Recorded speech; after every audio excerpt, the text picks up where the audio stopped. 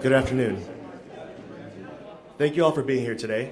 My name is Nishith Pandya, and I serve as Congressman Rush's Legislative Director here in his Washington office. Today's program represents a topic that I think we all hoped we'd never have to address again. Instead, we're here in 2017, witnessing the same types of attacks as those who came before us. Attacks based on race, on religion, on gender, on the color of our skin, or whether others assume we come from or belong.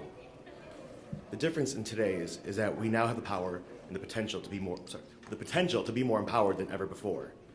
Today's panel will discuss how we might harness that power, the potential we share, and the pitfalls we all hope to avoid. Guiding the discussion is our moderator, Eugene Scott. Eugene is a staff writer for the Washington Post, where he reports on the politics of identity. Prior to joining the Post, he covered the 2016 presidential election for CNN Politics, where he's a senior reporter on the website's breaking news team. He's a regular on-air contributor providing analysis on CNN US, CNN International, and Headline News. Without further ado, please join me in welcoming Eugene Scott.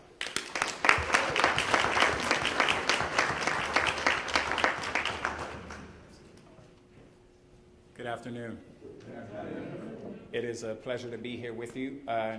Unfortunately, to talk about an issue that many of us would have hoped would have been a concern of the past, but I think one of the great things about this conference is that many of us can come together with the goal of hopefully finding solutions to these issues, and I definitely want to thank the Congressman for his role in organizing this event and bringing us together to see what we can do to leave America better off than it was when we came. And thankfully, we don't have to do this by ourselves. We've got some very distinguished voices here who are constantly thinking about these issues and would like to offer us some insight and guidance into how we can better respond to them. So I'm going to take some time to introduce to some of you all some people you may not be familiar with, and hopefully reacquaint others of you with people you've followed. And if everyone could probably follow them on Twitter so you could take this conversation beyond this gathering right now, that would be helpful, because we obviously know that this time alone, this place alone, is not the only place where we will need to address these very real issues. So if you could bear with me a bit, I am going to start with Kevin Powell. Kevin Powell is one of the most acclaimed political, cultural, literary, and hip-hop voices in America today. Kevin is a native of Jersey City, New Jersey, where he was raised by a single mother in extreme poverty, but managed to study at Rutgers University in New Brunswick, New Jersey, thanks to the state's Educational Opportunity Fund. Kevin has gone on to be the author of 12 books, including his autobiography, The Education of Kevin Powell, A Boy's Journey into Manhood. It is a critically acclaimed and brutally honest memoir about his life, including his youth. Kevin is also a political activist and public speaker and co-founder of BK Nation, a civil rights and human rights organization focused on opportunity and equality for all people. His activist and humanitarian work has taken Kevin to all 50 states in America and 5 of the world's 7 continents. But he is a proud and longtime resident of New York City, the borough of Brooklyn. His life work includes the areas of race, gender, poverty, violence, and gender violence prevention, mentorship, economic justice, diversity, and helping to develop a new generation of progressive, critically thinking, and action-oriented leaders. If we can save our applause for the end, that will help us thank everyone equally at once. Sakira Cook. She told me before, and I wanted to make sure I got that correct. Sakira Cook is an attorney. She's actually a senior counsel in the Public Policy Department of the Leadership Conference on Civil and Human Rights. The Leadership Conference is a coalition charged by its diverse membership of more than 200 national organizations to promote and protect the civil and human rights of all persons in the United States.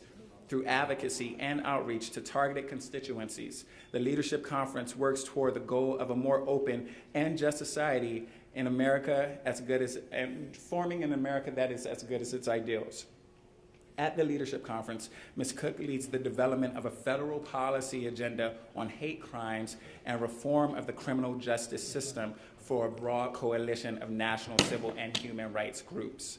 She coordinates administrative and legislative advocacy campaigns on current federal and state criminal justice issues in the areas of law enforcement reform and accountability, sentencing and prison reform, and reentry, as well as hate crimes. She is also engaged in domestic implementation of U.S. human rights treaty obligations through advocacy at the United Nations and with the federal government.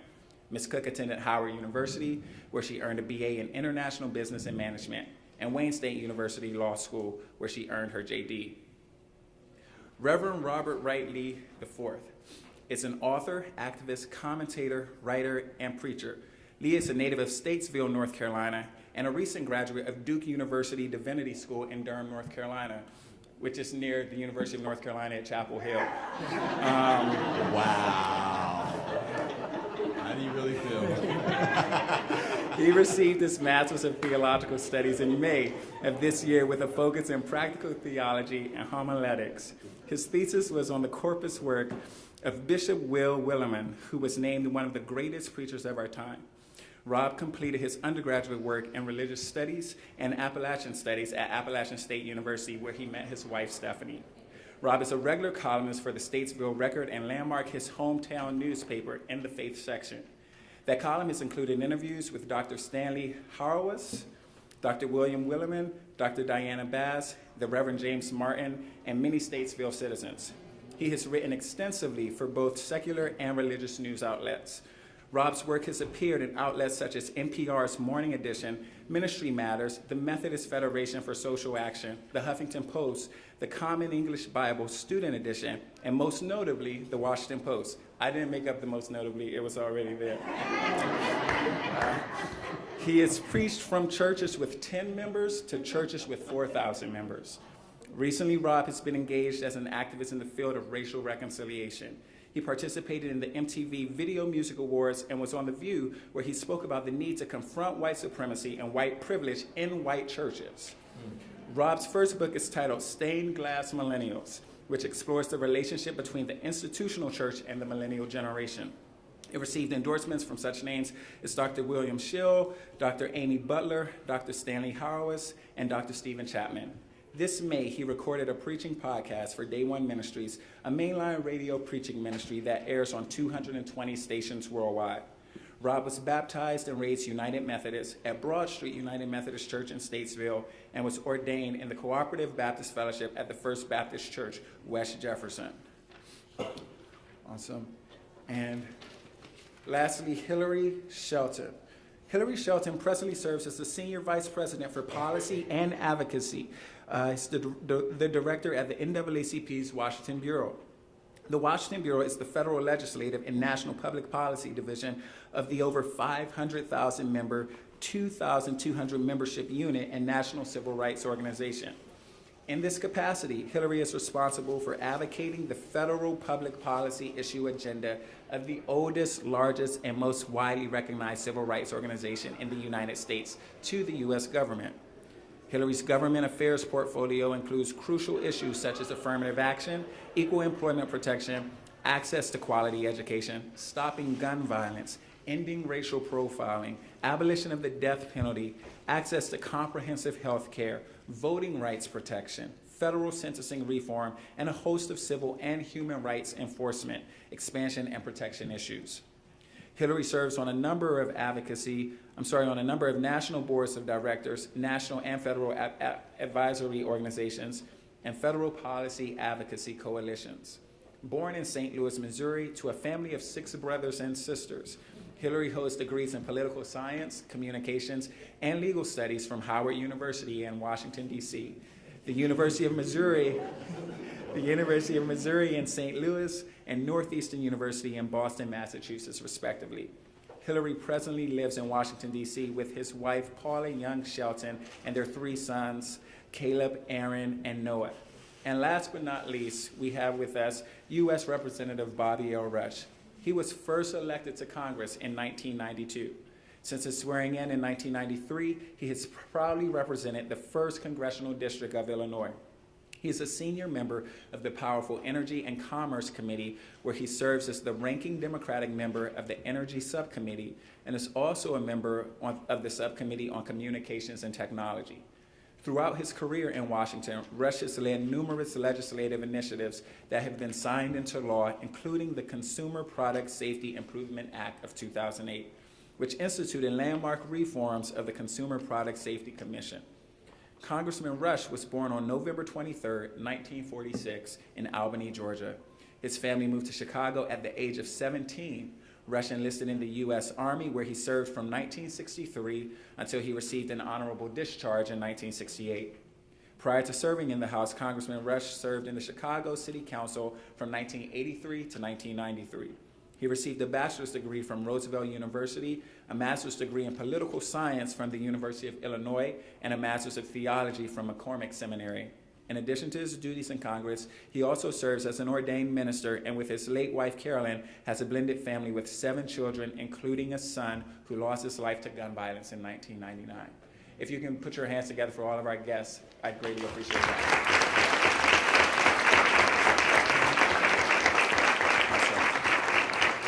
Great. So, as we discussed earlier, we are addressing a topic here in 2017 that many of us were hoping was behind us. And it would be interesting just to hear each panelist give a brief opening statement on what is it about the manifestation of white supremacy in 2017 that looks different to you than what we've seen in years past. If we could start with you, Reverend Lee. Sorry. Well, I think whether you're a Carolina fan or a Duke fan, you can agree that the issues are real. Yeah. That we're facing a time like we've never seen before because our president has engaged in policies that are both racist and enabling white supremacy, and surrounding himself with people that are frankly racist and enabling policies that surround white supremacy.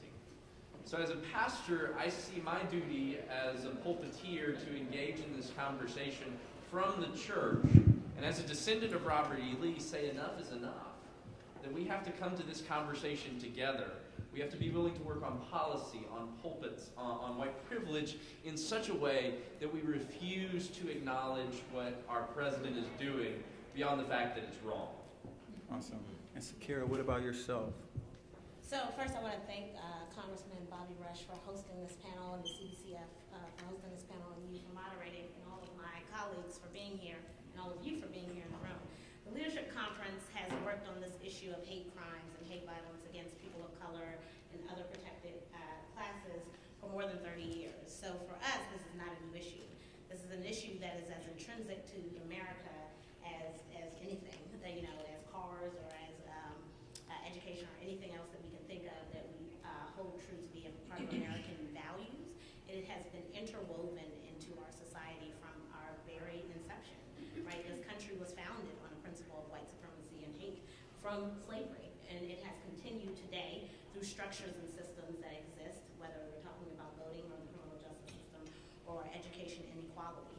So for us, while it seems very new for other people in Charlottesville, seemed like a moment of explosion for people, this is really just the uncovering of decades of people ignoring what has been going on in this country around hate violence and fear mongering, honestly, that has continued throughout our history and continues today. And so, you know, it's unfortunate, and we have seen an uptick, particularly acute uptick in hate crimes and hate violence, especially against people of color, Jews, immigrants, and Muslims, quite frankly. Actually, Muslims, the FBI statistics show that there was a surge of 67% between 2014 and 2015 of hate crimes against Muslims in this country. And we know where that comes from. It's from rhetoric.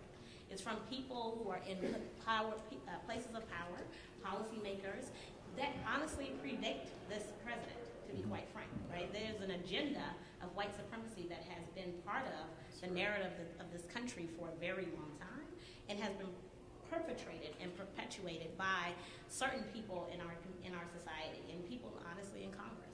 We have to be real about that, right? There are representatives who represent people of color that do not want to protect people of color. And they definitely have an agenda that's associated. So we can't just think about this in isolation like, oh, it's racism against individuals. No, this is a part of our structures. Right. This is a part of our society. And so once that we start to unravel that, I think we can really start to get to solutions.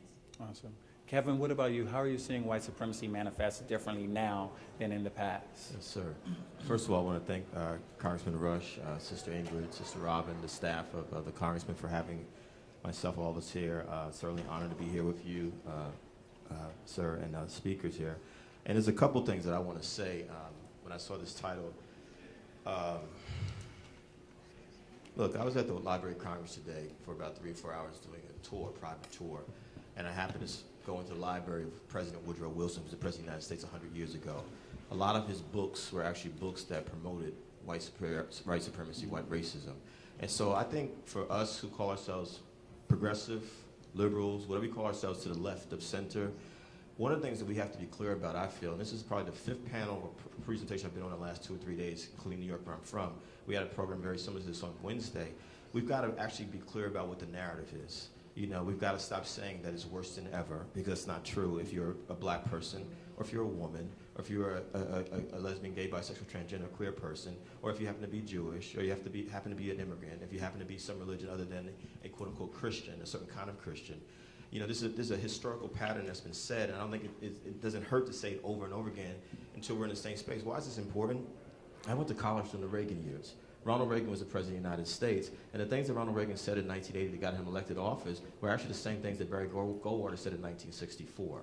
You know, but if we don't read and we don't study and we don't research and connect the dots, we'll think that it's all of a sudden worse than ever. You know, my great-grandfather, Benjamin Powell, my family's from South Carolina, the low country of South Carolina. He owned 400 acres of land in the early 1900s. He was killed by white supremacist men who wanted his land, and they left my family in several generations of poverty. And so Donald Trump is maybe something that's a starting point for us to have this conversation, but I think we do ourselves a disservice historically, intellectually, spiritually, morally, and just basic common sense if we act as if this is somehow new. Because whether Donald Trump is here or not, the reality is that these issues exist in this country, and as was said by Ms. Cook, this country was founded on racism, but it was also founded on sexism because no women had no right to vote. If you're a working class person of any background, white brothers and sisters, we know about Shays' Rebellion in the 1780s. I mean, this is all documented stuff. But the problem is that with the people who call ourselves progressive or liberal, we keep acting like this stuff is new. Hillary and I, as I said, when I got here, we were youth activists in the 1980s. These were exactly the same things in the 1980s.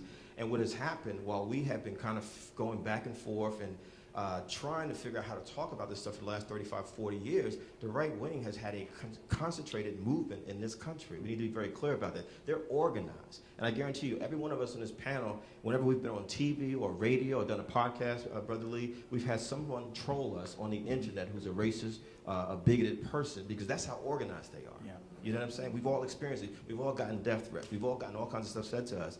And so I think my challenge when we talk about license to hate, let's be very clear. Bell Hooks said it best. Don't have the courage to name the oppression.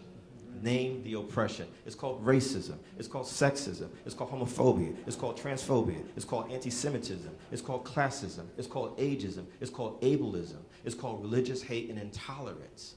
We talk on college campuses about intersectionality. Have the courage to link all these things together. And if you don't know about these things, have the courage to learn about yourself, your identity, your multiple identities. I respect the fact that Brother Robert Lee said, I'm a descendant of this person. My family's from the South. I know what the Confederacy represents to me. It's a swastika to Black America.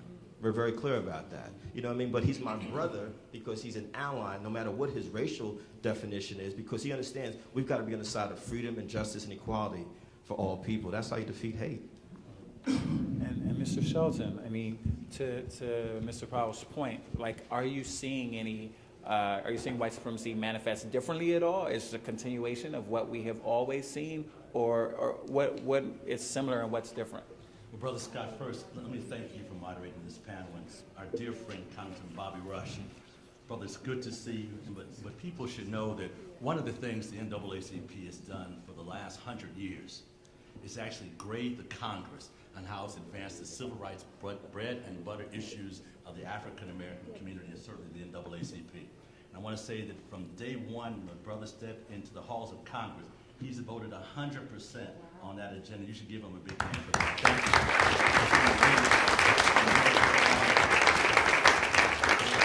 It's great seeing them on the floor of the House with the hoodie on. But we knew that beyond that, the brother was carrying an agenda that was much more prolific and important to our community. So it's important that we're having this discussion right here and right now. And let me also thank the other members of this panel for being here.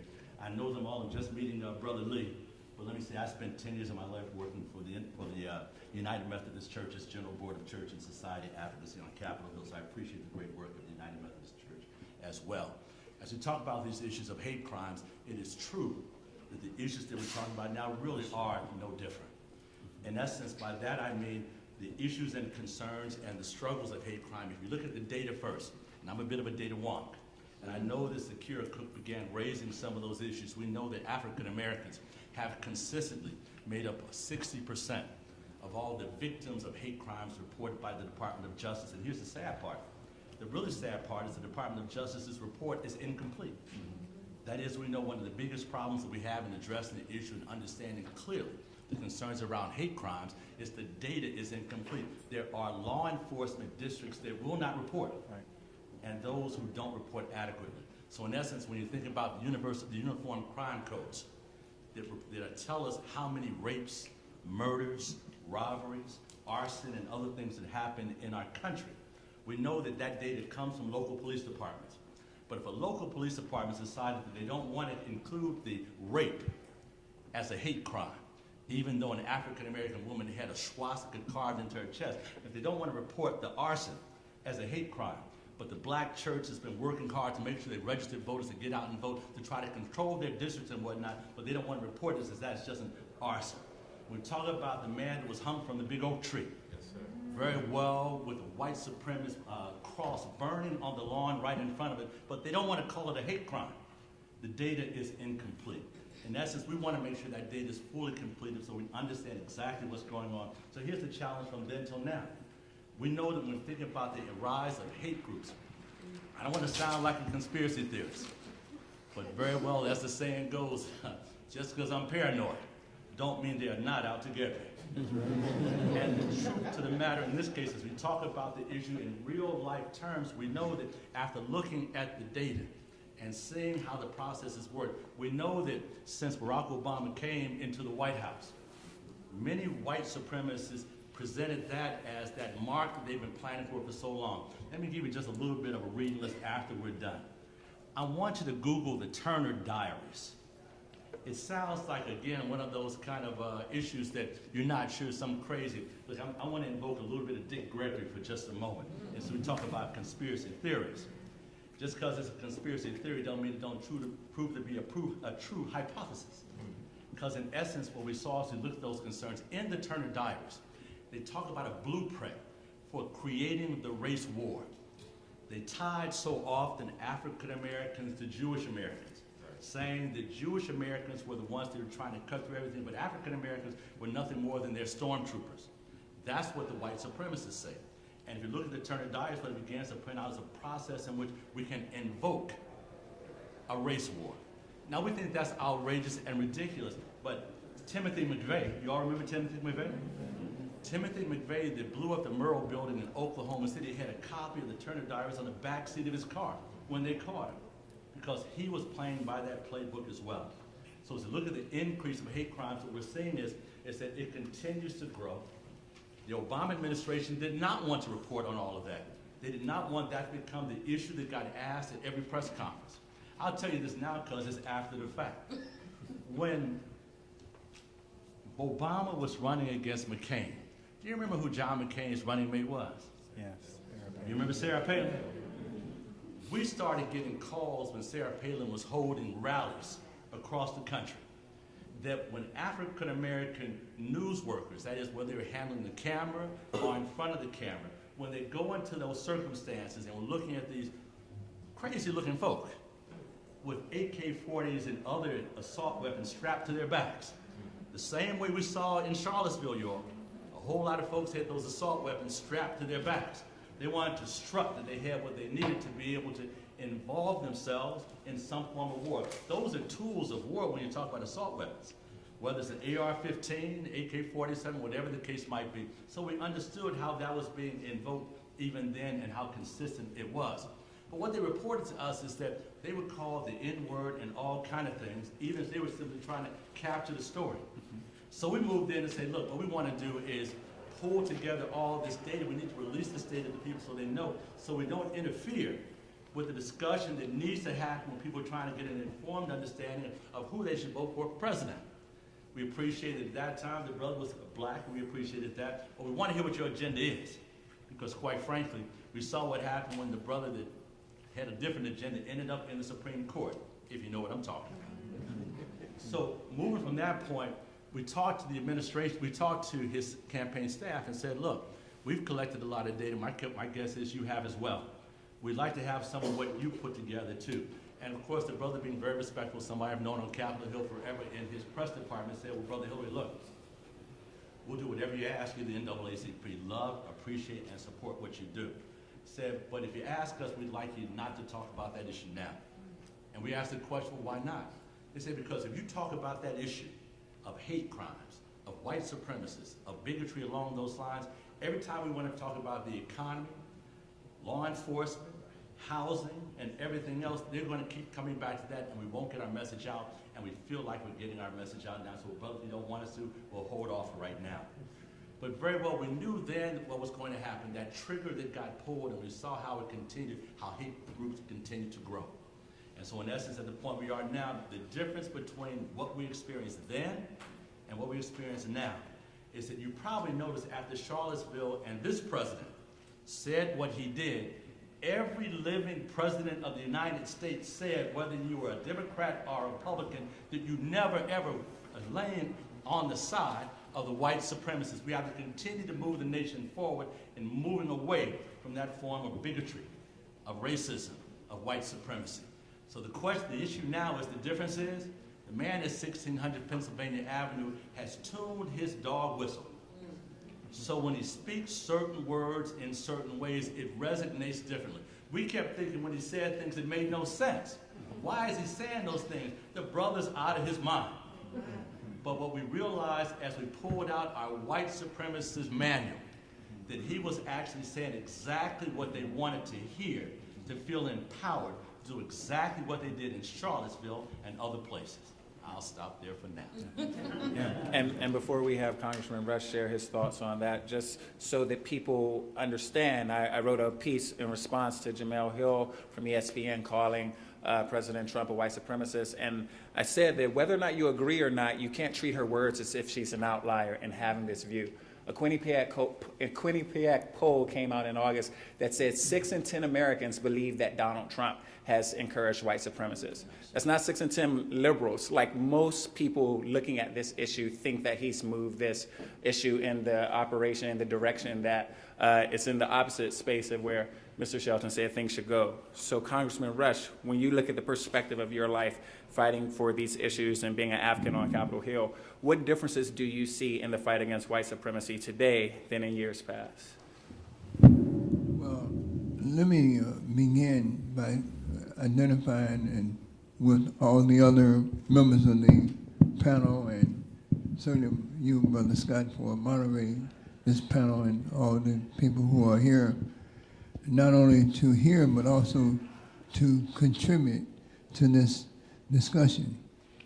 As I look back over my life in the public arena and my private life, at this point in time, I recognize something that's been affirmed to me over the many decades. And we used to have a saying in the Panther Party that you don't fight racism with racism, you fight racism with solidarity. Yes.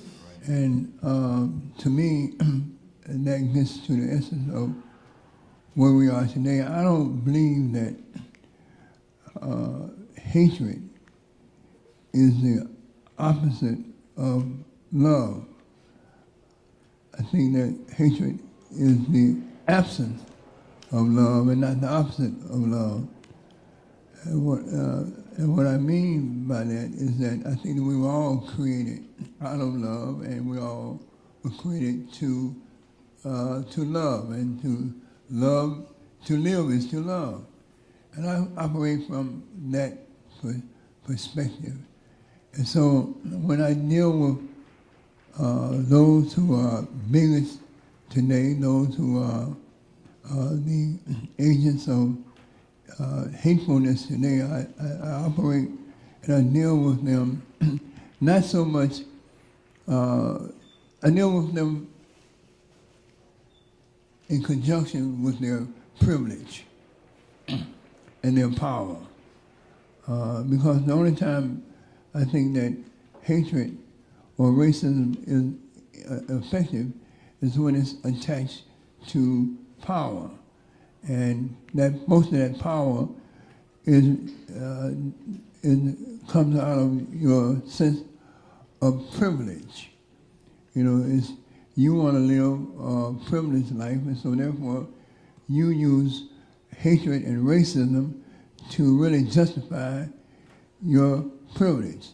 So to me, white superiority is white privilege, and also and the denial of other folks' privilege. And so I see Trump as being the latest in a whole litany of individuals who have achieved power based on their pursuit of privilege and their pursuit of advantage over others, who are in their pursuit of being more advantaged. They feel and they can only be more advantaged if they put others at a disadvantage. And so, but you know, I know that there's been an increase in recent hate crimes. I saw and most of the increase in hate crimes today have not occurred in the South. You know, that's kind of telling to me. Kentucky, which may or may not be viewed as a southern state, is not a deep South state. Kentucky saw an increase of 6% in reported hate crimes. California, 11%. New York, 20%. Michigan, 22%. Minnesota, 27%. And in Indiana, the home of our vice president, 123%. So those of you who want to impeach Trump, you better be aware. Say that again. Trump's a whole lot better than Pence, all right, and especially as he pursue privilege. So I'm you know, as a pastor of a church, as a believer in the gospel of Jesus, I don't really, you know, I feel as though the way we fight racism, hatred, and I'm not talking, it's with love, and I'm not just thinking of love in any kind of,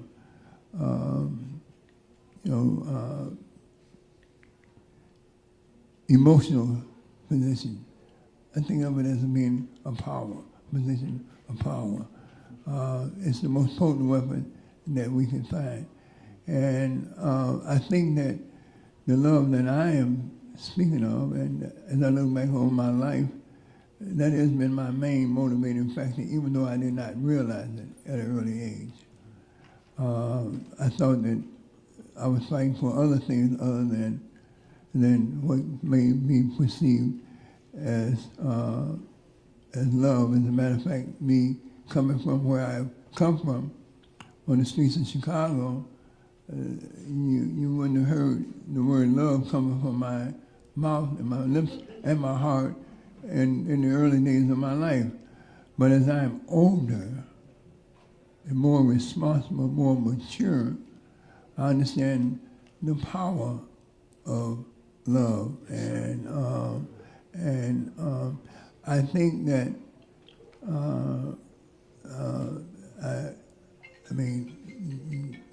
as I reflect on Dr. King and Malcolm X, then I am astounded by how they were really saying the same thing.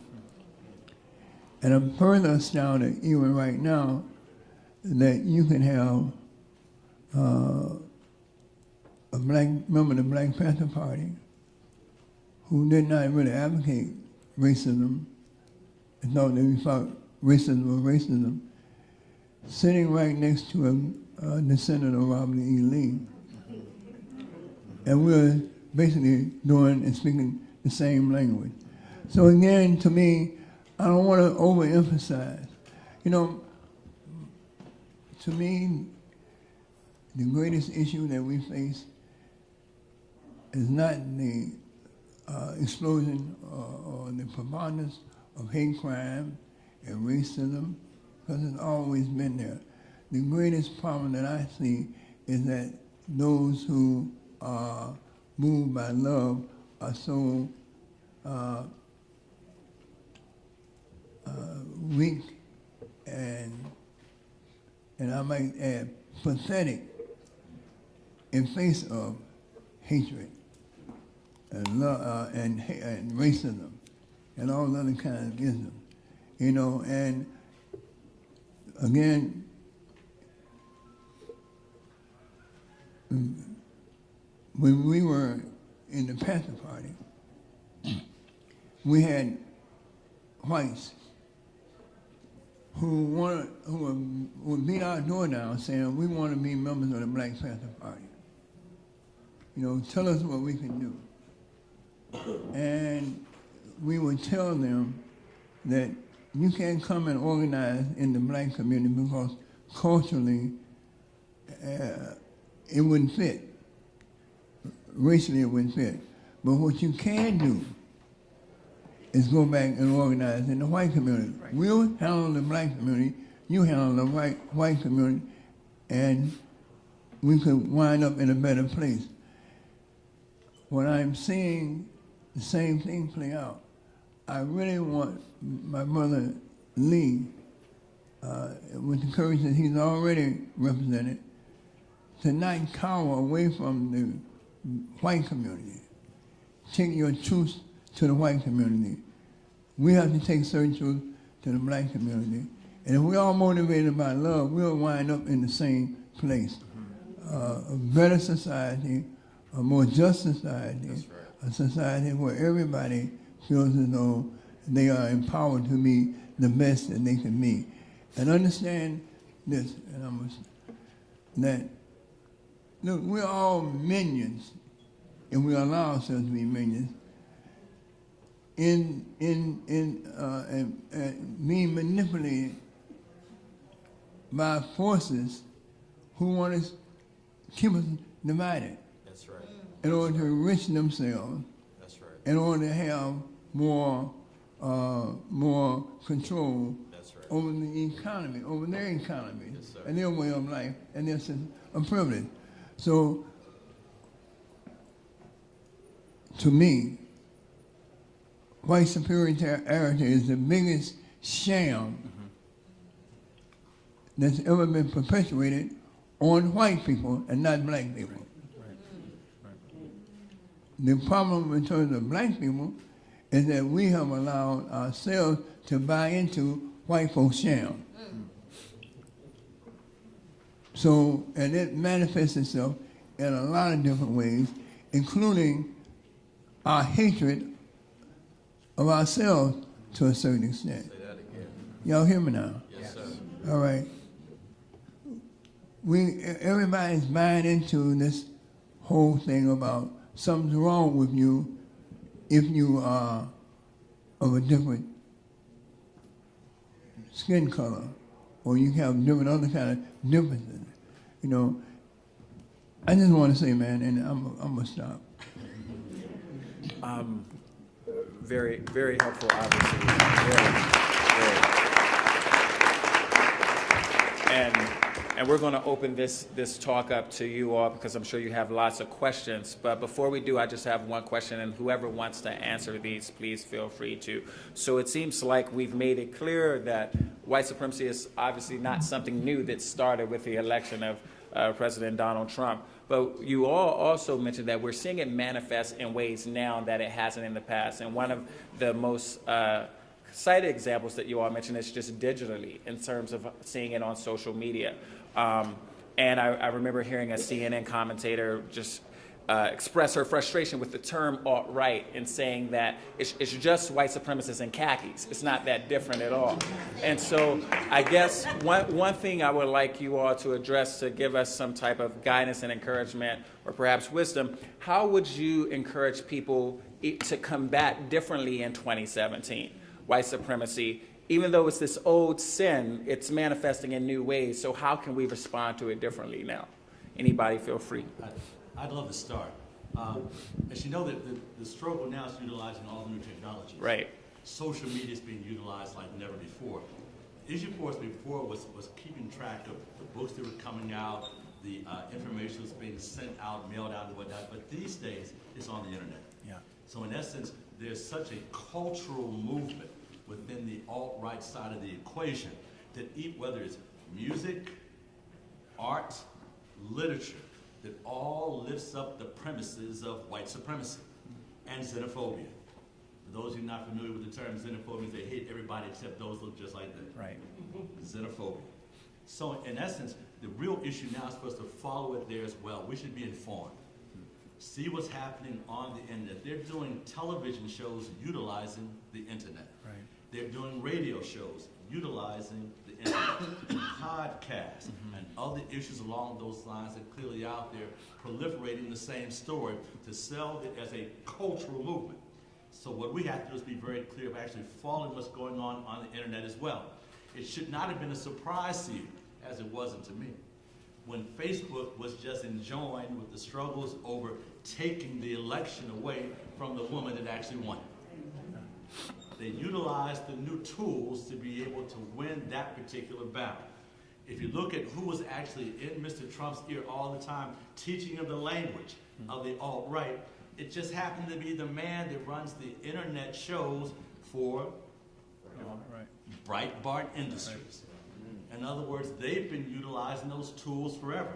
So the same messages are coming across in a more sophisticated and well-rounded way, and it's the utilization of the new tools. We have to make sure we continue to look at what's in the libraries, continue to see what's being said in the rallies and other places along those lines. But we also need to utilize the new media, social media, as a tool to follow what's going on there as well. Anyone else? Any new ways you can see? Can I go last? I'll wait last. Oh, go ahead. Well, I'm the resident millennial, I think, here in this panel anyway. Maybe I should be quiet. I'm just going to shut up. You're a resident male. I'm the, yeah, there we go. Lord have mercy. Anyway, one of the things that I think the millennials can really agree on is the utilization of social media, especially Twitter, is the new voice of Jim Crow. And I say Jim Crow purposefully because I think some of us thought that Jim Crow went away. It's been around. It's just under the water table now. And as a white ally who has experienced some of this hatred on the side, as someone who has experienced a lot of that because I've stood up, it has become an issue for me personally to say, okay, we've got to engage these Twitter trolls and say they don't have the power that they think they have. That when you get on the front page of Breitbart, you take that as a badge of honor because at least you're saying something right. You know, that's the issue that we have to face here as a nation, is the polarization of all of this. Yeah. That we're not willing to come together as a people. Whether we're white, whether we're black, whether we're Muslim or Jewish or Christian, we want to hide behind our keyboards and send out messages of hate. And when we hide behind our keyboards, we aren't doing this thing right. We aren't doing policy right. We aren't doing religion right. We aren't doing race relations right. Can I say something just before you move from Go there? ahead. So look, we're a 180-year-old organization. We know Jim Crow very well. Matter of fact, we thought we buried Jim Crow several times. But we know very clearly and very, very lively that Jim Crow is alive and well in the form of James E. Crow Esquire. More sophisticated and more diabolical than ever before. So I'm going to leave you with 5 things that you can do to combat hate in America, combat white supremacy in America. The first thing is visit the Leadership Conference's website. It's civilrights.org. And on that website, on the front page, you'll see 10 actions you can take to combat white supremacy. And it has a list of 10 things, whether it's signing a petition, supporting DACA and Dreamers, stopping credit card companies from funding white supremacy, from allowing these hate groups to be able to use PayPal and Cash App and every other Bank of America or any other type of funding mechanism to finance their movement, because that's what they're doing. They're taking donations online to finance their movement, finance hate. So I want you to visit that website and take action that way. The other thing we have to do is data drives policy. We talked about the surge and increase in hate crimes that we've seen since the 2015 FBI statistics. But what we know is that those crimes are often underreported. And they're underreported not only because law enforcement is underreporting, right? They are not reporting accurately what is happening in communities, but I think they're also underreported because communities aren't reporting, right? Many people experience hate crimes, but they may not recognize it as a hate crime. They may not think, oh, it's a hate crime. Oh, somebody called me an N-word, right, today. But that is a form of hate, right? And that is something that you can report. So the Leadership Conference, in conjunction with an organization called the Lawyers Committee for Civil Rights Under Law, started a campaign called Communities Against Hate. And it's a campaign that we started to document hate in America and to increase the reporting of hate in America by everyday citizens. So if you see something, say something. If you see a hate crime, you can visit that website, communitiesagainst-hate.org, and you can document what happened, where it happened, the location. And that's going to help better track and augment the statistics that the government already collects. So you have the power and agency to affect change in that way as well. The other thing is education, right? Many of us know, we all said it, that this is not new. But there are a lot of people that think it is. Right. There are a lot of people that were miseducated about the history of this country. Mm-hmm. We are changing history in education, in public schools, in public systems today. Texas was rewriting their textbooks to act like slavery was not slavery, that it was just indentured servitude. Oh, they were just workers that were unpaid. No. So, that is something that is happening in 2015, whatever, we're 2017, and we have to educate ourselves and educate one another about the prevalence of these things. And lastly, I want to say is language matters, right? Hillary talked about messaging and the powerful messaging of the so-called alt-right. Stop calling them the alt-right. You are buying into their message. Their message is, we are different than the regular other people. No, you are a white supremacist, you are a white nationalist, and you are aligned in many respects with the Republican Party. Let's be clear. I mean, we are a non-partisan organization. So, we meet with Democrats, we meet with Republicans. This is a bipartisan issue. That does not matter. But to be honest, the Reverend Barber said it best after Charlottesville. I don't know if anybody heard him. He said, we have to remember the statutes that represent the statutes, right? Those monuments of hate are also representative of legislation that exists today that currently discriminates against people of color in America. So remember that you have the agency to do several of the things that I just said and push your members of Congress to really take this issue to task and really make this an important thing, not only to speak against what the president is doing in this whole all sides. No, there's one side, right? There's the right side and there's the wrong side, right? And so if we allow people to get by with just saying, oh, I am against white supremacy, okay, but why are you supporting that bill to deport 500,000 immigrants? Why are you supporting that piece of legislation if you are against white supremacy? That is in furtherance of white supremacy. So we have to connect the dots, right? You just can't say words without action. There has to be action and not just words. Yes. Yeah. Wow. There's so much genius that I've heard the last couple of days here, including today with everyone here, and my mind is just racing. I was at Montgomery College last night, a community college, some of y'all know, across the border in Maryland, and a program just with students. We're talking about action steps. I love the title of this program, License to Hate, but what is hate? Hate is fear plus ignorance. Hate is fear plus ignorance. Part of the problem that I see traveling around this country, and as the brother said when he introduced me, I've been to all 50 states in this country. I know this country inside out. There is massive miseducation, as Ms. Cook said, in this country. Whether you went to public schools or private schools, some of us paid to be miseducated. They're called private schools. Most of us don't even know what it is to be an American. We don't know anything about American history. When the presidential election was happening back in November, right before the election happened, I was in Washington State, and I had a white brother who was an Uber driver, and I asked him, well, what do you think about the election? He didn't know who I was, had no idea. He said that Hillary Clinton was a communist Muslim who's going to turn the whole country Muslim. This is what came out of his mouth. And I said, actually, sir, she's a Christian. He said, no, she's a communist Muslim. I'm like, well, how can you be a communist and a Muslim? And he's like, but he actually believed this. Now, we're laughing, but these are the folks who put Mr. Trump in office, number one. Number two, I'm just going to say this. When we talk about action steps, like, you know, a lot of us got off on the bandwagon, all got off on, oh, they're the deplorables. I'm not going to call working class white sisters and brothers deplorables, any kind of names.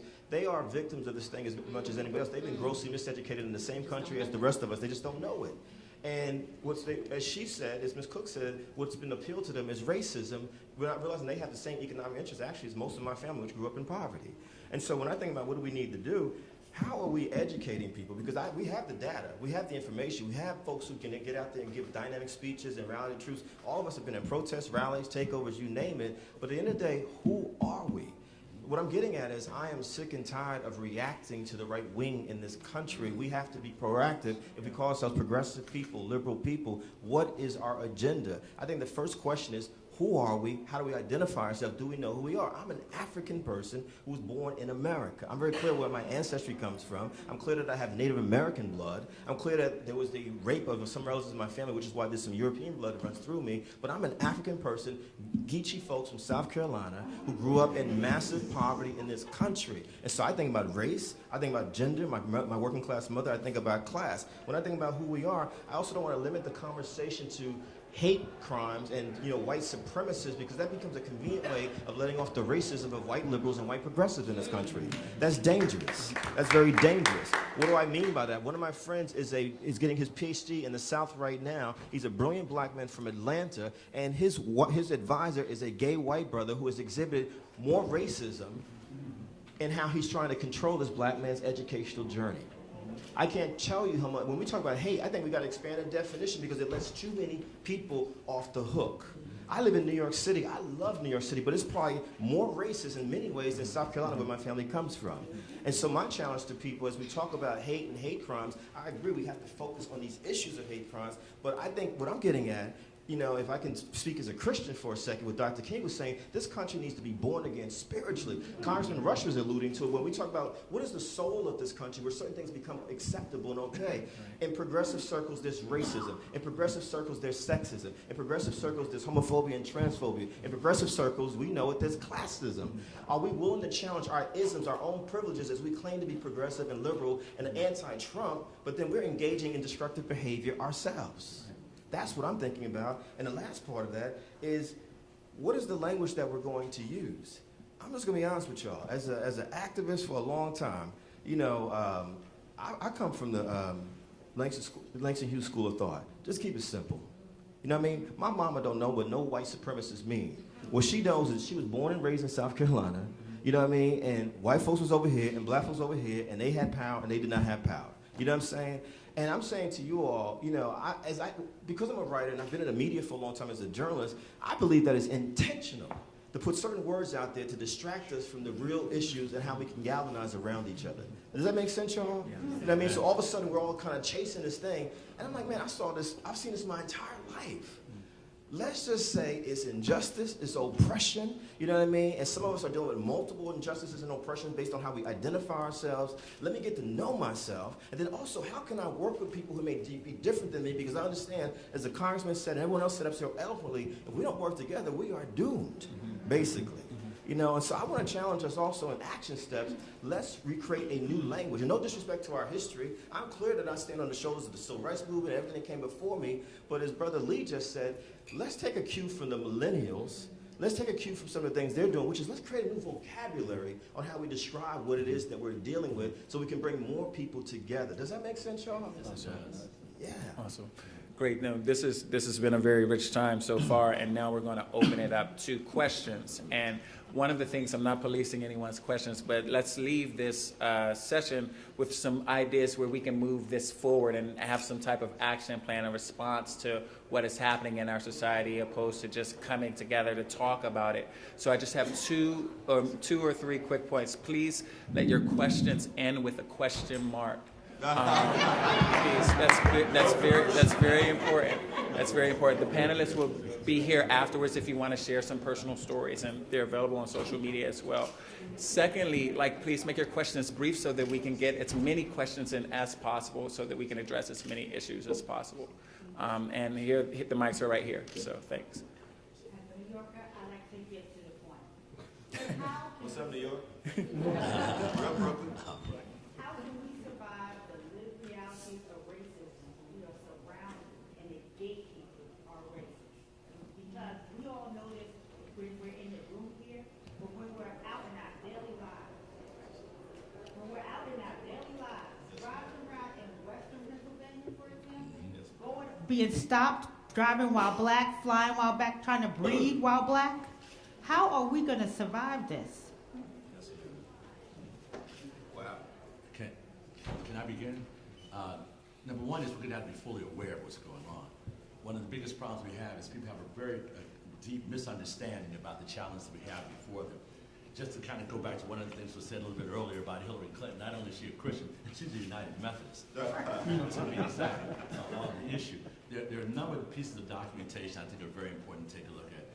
Number one, we talked about websites and what the Leadership Conference is a wonderful website. Southern Poverty Law Center does extraordinary research. There's a guy named Leonard Zeskin that does extraordinary research as well that traces how these white supremacists are working and moving their way about. As a matter of fact, he did a wonderful study for the NAACP that's on our website at naacp.org. It's called Tea Party Nationalism. That actually follows the creation of the Tea Party from the White Citizens Councils in Mississippi that moved to my hometown in St. Louis to become the Council of Conservative Citizens and then moved on to become the Tea Party. As a matter of fact, the way he traces it by is looking at the people who are in the leadership roles for each of those organizations. We want to be fully informed along those lines and move along those lines as well. Also, we want to make sure we solve problems and not allow them to play and create distractions. One of the biggest problems we have when things like Charlottesville occur is that nobody knows why people were meeting in Charlottesville once the violence happens. They didn't know. Most people, if you ask most people, why were they there? I don't know. I guess they were going to fight. We said, no. They were there to pull down the statue of a Confederate leader that was still being celebrated by one that actually pulled the country apart, maintained human trafficking that they called slavery, forced labor, those kind of issues are very much being able to sell children off to also make a profit. We want to put all that into its proper context as well and speak about it in real terms. What happened was domestic terrorism. If you want to understand that term, go to the State Department's website at statedepartment.gov and just put in the definition of terrorism. And they will tell you an act of violence that is created on an individual or small groups of individuals that have a much larger impact or resonating effect to scare others that happen to be in that category. When the terrorists flew the planes into the Trade Center, they didn't know anybody in that Trade Center. It was symbolic. When they flew the plane into the Pentagon, they didn't know anybody in the Pentagon. It was symbolic. When they flew the plane that ended up on the ground in Pennsylvania, it was on its way to the Capitol building. It would have been symbolic. Putting those things in the context as we talk about these issues is extremely important, and also recognizing, I think Congressman Rush said it best. As we understand how we move from the position that we're in, it's not a position of further segregation, it's a position of further integration. I've always said the only thing hate mongers hate more, black folks and Jews and Muslims and others that are different from them, is white folks that like us. Think about it for a minute. They become the race traitors. So we want to celebrate that diversity, stay together, understand the kind of program and games that are trying to be played, and move forward. Finally, we've got to pass some more laws, too. Let me say this. When we've made sure and worked very hard that the laws that are on the books now, the civil rights laws, all include components in which we can actually keep track of its impact. How many African Americans are affected? How many Jews are affected? How many Muslims are affected? How many Hispanics are affected? Asian Americans and others. But let me say this. I'll go ahead and name names. When we went to reauthorize the Office of Juvenile Justice and Delinquency Prevention, the reason we knew that 70% of all those children that were incarcerated in the country for committing the same crimes everybody else commits, but they incarcerate our children, were African Americans, of course. When we went to reauthorize the bill, Orrin Hatch from Utah, who still sits on the Judiciary Committee of the United States Senate, came to the floor and said, I want to remove the provisions that mandate us collecting the data. Because if we didn't know that the data showed a skewing and who's affected, we wouldn't recognize that there was any problems. And let me say, he actually said that on television, C-SPAN. So look, next time you find yourselves not being able to sleep, turn on C-SPAN. They do their dirtiest of deeds late at night when they think nobody's paying attention. You all need to know what they're doing on Capitol Hill. Amen. Wait, did you just call C-SPAN the Insomnia Channel? I like C-SPAN. You need to watch it. Sir, yes. Okay, my name is Robert Harris. I'm Professor of African American History Emeritus and Vice Provost for Diversity Emeritus at Cornell University. And I basically agree with the panel that this issue of hatred is something that runs very deep in this country. I would recommend that individuals look at the recent article by Ta-Nehisi Coates in the current issue of The Atlantic to understand this. I think we've also, and I want to part company a little bit here with my brother Kevin Powell, whose work I very much respect. But I think that we finally reached a point where we've really named it what it is. And this is one of the reasons why we're getting the blowback. We at one time talked about racial prejudice, discrimination. We talked about racism, but we saw racism as basically being sort of individual, one person who was not thinking right. When we talked about systemic racism, we got blowback. But now when we talk about white supremacy and individuals see that they've got something to lose in their white privilege in a way that they've not had to lose in the past, when we basically put a black man in the White House, a lot of this stuff came out from under the sewer and manifested itself. So I think, with all due respect, we need to understand what white supremacy means and explain it. I'll explain it to my parents to see if I can get them to understand it, because I agree with you. You said white supremacy. They're not sure what we're talking about. My only point is that, Brother Harris and everyone, that it is not just the folks who show up in Charlottesville. You know, that's my point. It's the whole country. You know, we're talking about who has power and privilege in this country and who does not. In any system of oppression, someone benefits from it and everyone else is the victim of that benefit. That's what I'm getting at. And I think it becomes a convenient way. Some people let themselves off the hook. Well, I'm not a white supremacist. You know, the other day we had a white brother on the panel in New York named Dr. Cisco Bradley. He said this very eloquently, and I believe that Brother Lee is saying the same thing. And Congressman Rush mentioned in his remarks as well. It's really up to white sisters and brothers in this country. If you really believe in love, if you really believe that we're sisters and brothers, you have got to challenge white people in this country around racism. This is not the job of people of color. The sister asked a question, a profound question. How do we survive this? Stop allowing people of color to carry the burden of fighting white supremacy by themselves. It's really basic. We have to imagine women. Y'all know what I'm talking about. Sexism is not the job of women to end sexism. It's the job of people who identify as men, because we are the ones who benefit from sexism. You know, and so when I think about white supremacy, I'm just saying, let's not make it seem like it's just a slither of people over here. It's the whole society. If you go to, I mean, my education, Columbus discovered America. Oh, really? You know what I mean? I'm in the Library of Congress. I'm looking at the history of America. I'm like, it's white supremacy. You know what I'm saying? You know, Thomas Jefferson founded the father of this country, quote unquote, but he's a white supremacist. He was a slave master. Let's call it what it is. Thanksgiving is white supremacy. And so I think if we're going to use the term, then let's use the term across the board, not just to make it seem like it's just these boogeymen and boogie women over here. That's all I'm saying. Well, I want to echo Kevin's remarks there and say that as a white person and as a white ally, it is necessary for those of us who are engaged in this work as white people to be willing to go home to our Thanksgiving dinners and say to our families, as uncomfortable as the conversations may be, and it may get us kicked out of our families, I don't know, but we've got to be willing to have those tough conversations with our own white folk. Like, I got to go back to my white folk, my cousins, my uncles, those racist folk in my family, and say to them, enough is enough. Because if I don't do that, it is not on the black community to do that. It is on me. And I think that the white people that I brought with me, my friends and my family, all commit to you all as black people that we're going to go back to our Thanksgiving dinners.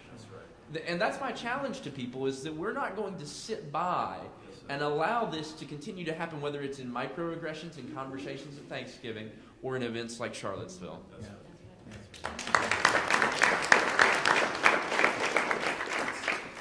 Hey everyone, my name is Frederick Wilson. I'm originally from Jackson, Mississippi, and one thing that I would add to the conversation when we say that Jim Crow has a new name, I think the old name that we don't talk about is tradition. Like, That's right. a lot of people, it's easy to call out hate. It's not so easy to break down traditions. So as like a young activist and you're, trying to convert, we all know Mississippi's a red state, has been most of its existence, but the hub, the capital, all this is blue, liberal, progressive, but when the tradition is red and the traditional vote is red, it's a little bit harder to convince other people to, if you don't believe in hate, then vote a different way. Don't just vote how your mom vote. Don't just vote how your parents vote. So what are some tools because ultimately it discourages other people, like if you're so progressive, you're so liberal, you're doing all this stuff, but after you go vote, and it's still the same result over and over and over, eventually you just don't vote. And that's a tough reality to deal with. So what are some tools that you think would be beneficial to that point? Can I begin with the recognition of the Pavlovian? You know what I mean when I say Pavlovian, right? Yes. It's a response that we give that we're not even sure how we were trained to give it. But when we look at those Pavlovian responses, you can dig down into the details. For instance, the NAACP's legislative agenda is something that I do all the time. I'm responsible for it, as a matter of fact, on Capitol Hill. When I'm moving that agenda forward, when I step back and look at who votes against it, quite frankly, they think they're voting against it so they can lift up the report card of the NAACP when they got in there and say, see, I fought the NAACP. But not looking into the details, that Pavlovian response didn't recognize that if they voted for it, there'd be more money for public schools for poor white children too. If they voted for it, poor white children would be getting full health care as well. If they voted for it, and make sure we build more affordable, sustainable housing for everyone to be clean and secure. You voted for it. You'd recognize that those same police officers that victimize African Americans victimize poor white children too. But in essence, the Pavlovian response that can come out against it, and for some reason not recognizing what it really did, and I can name some names there too. As a matter of fact, better off. I put out there on the table, and I hope you'll grab it, a piece of legislation called the No Hate Act. The full title of it is the National Opposition to Hate, Assault, and Threats to Equality Act of 2017. And all it does is says that now the Hate Crimes Prevention Act, or the Matthew Shepard James Byrd Local Law Enforcement Hate Crime Prevention Act, as it was signed into law by Barack Obama, is very well a tool that will help move our nation forward in not only recognizing where hatred occurs, but moving to actually fix it and stop it from happening, recognizing also this, that the most expensive crime that there is to prosecute in the United States of America is a hate crime. A hate crime is not like most other crimes where when we're thinking about how police officers solve it, they go back and find other suspects. There's some pre-existing relationship between the victim and the perpetrator. That's not the case with a hate crime. A hate crime is not people who know each other, people that recognize that somebody looks a little bit different. If they're black, I want to get them. That's what they did with James Byrd. They didn't know James Byrd, but they wanted to build the ranks of their hate group in Jasper, Texas. So they found a brother walking home from a family get-together. They beat him nearly to death, strapped him to the back of a pickup truck, and dragged his body, leaving body parts all down Dr. Martin Luther King Boulevard. It was all intended to be symbolic. It was all intended to be an act of hate. Again, it was domestic terrorism to build their ranks. You have to understand why these things are happening. Work with that filter. People laugh at me and I say, I watch Fox News all the time. Me too. You gotta know what's going I on. call it opposition research. You gotta do that too. I'll stop there. I apologize. I'm looking forward to your next question. I would just add to that, and I agree with Hillary. When you talk about tradition, I think traditions change over time, and they change based on environment and based on the circumstances that we are in today. And I think you already answered your own question in many ways, right? Where you are challenging people's thoughts and ideologies about just aligning with something just because that's the way we've always done it. Well, we used to drive around, other people used to be around in horse and buggy, right? That's how they got around, right? It was a horse and a buggy. Now we have cars. cars. I mean, you know what I mean? So if we were just gonna hold on to tradition, we'd still be riding around in horses and buggies, not for real transportation, not just because it's nice to go on a date like that, right, nowadays. So I think you have to challenge traditions, and I think you have to create new traditions. And I think you have a powerful job to change traditions in a very entrenched place like Mississippi, and I think it can be done. To go back to her point earlier about the gatekeepers being part of the problem, move the gatekeepers out. You elect these people into office. It's not like they just show up and get the job. People have to put them in place, whether it's at the state and local level or at the federal level, right, with members of Congress. We put them in these positions. And so we have to be a part of the solution to removing them. That's right. There is a 2018 election that's happening next year. 435 seats in Congress will be up. I think it's 435. Double check. But they will be up. So you need to go back to your communities and say, listen, voting is important, and explain why it's important. It is the language of our democracy. It is how you are able to be counted. It is how you get services. It's how you get resources to your communities. And what's related to voting is the 2020 census. I know we're talking about hate here, but sorry, I just had to throw that in there. It's all related. The 2020 census is coming up, and it is underfunded. Congress is underfunding the 2020 census, and African Americans are traditionally undercounted. How do we get resources in our community? Through the census. They allocate dollars, federal dollars, to states, to specific communities, to specific districts based on the census. So if your community isn't counted in the census, you won't get those resources. You won't be able to uplift communities, to challenge white supremacy, to challenge hate, to challenge discrimination and inequality and oppression throughout our lives, right? All of these things are interrelated and interconnected. And to the point about white supremacy, like changing the language, no, we just need to define it better, and I think that's what Kevin was saying. Yes, thank define it as something actionable, right? Yes. White supremacy is a theoretical, ideological thing. Right. But when you tie it to the fact that people are trying to take away the right to vote, when you tie, which is a foundational principle of white supremacy, voter suppression, when you tie it to the fact that they are trying to remove immigrants who came here as children, who had protection under the President Obama, but now are being threatened with possible deportation, and this is the only country that they have known. And 56,000 of those child immigrants are African American, or people of African origin, and most people don't talk about that. When that is white supremacy. So you have to connect it to the actual things that are happening in our society. That's right. And then meet people where they are, and then move them beyond that. Thank you. To add a slogan to it, he who controls your definitions controls your world. Oh, hi. Good afternoon. My issue is complex, but I'm going to try to keep it brief. Okay, how do you combat hate when they have a block of Christians? I'm not church bashing because I believe in Jesus, but there's a block of Christians that support the Trump administration, is namely the evangelicals. They talk about Trump bringing Jesus back in the White House. I don't know how they see that, but you know, that's a problem. And then there's so many folks that correlate the GOP with God's official party, the values party, and that factors into, you know, the hate piece, because you got Christians supporting a racist regime. So how do you combat that? I think there is a liberal quietness that goes along with the mainline church that is not evangelical. I was on The View the other day, and that's not to toot my own horn, but that's to say someone came up to me and they said, gosh, we're just so happy to see a Christian who's saying things about liberal views. And I want to say there are so many more of us. We're just not speaking up and being heard.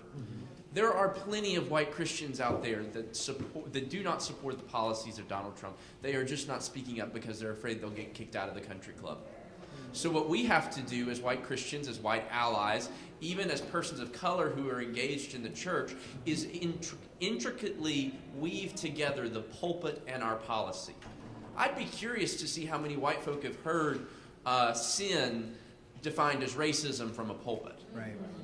Or white privilege as sin. When have we called it for what it is? Because a sin by any other name is still a sin. Say it, brother. So we have to be willing to engage with this and tell our people, you know, to hell with the country club. it's time to talk about these policies. It's time to talk about these issues and get rid of the liberal quietness that has gotten us here in the first place. Thank you. I want to add, I belong. I think that both